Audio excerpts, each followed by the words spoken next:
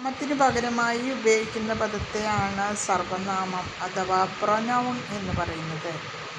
അപ്പോൾ ഒരു പേരിന് പകരമായിട്ട് ഉപയോഗിക്കുന്ന പദമാണ് ഈ പ്രൊനൗൺ അഥവാ സർവനാമം. അപ്പോൾ നമ്മൾ ഉദാഹരണത്തിന് ഇപ്പോൾ രാധ എന്ന് പറയുമ്പോൾ രാധേനെ നമ്മൾ എന്താ പറയുക? അവൾ.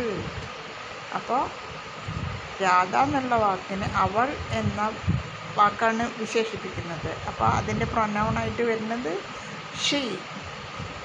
അതേപോലെ രാജു എന്ന് പറഞ്ഞ പേരിനെ നമ്മൾ അവൻ എന്ന് പറയും. അവൻ അല്ലെങ്കിൽ അദ്ദേഹം.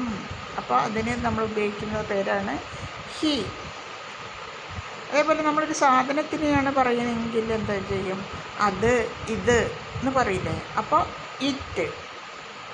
അതേപോലെ നമ്മൾ വേറുള്ള ആൾക്കാരാണെങ്കിൽ അവർ എന്ന് പറയില്ലേ? അപ്പോൾ അത് ദേ. അപ്പോൾ പേരിന് പകരമായിട്ട് ഉപയോഗിക്കുന്ന പദത്തെയാണ് പ്രൊനൗൺ അഥവാ സർവനാമം എന്ന് പറയുന്നത്.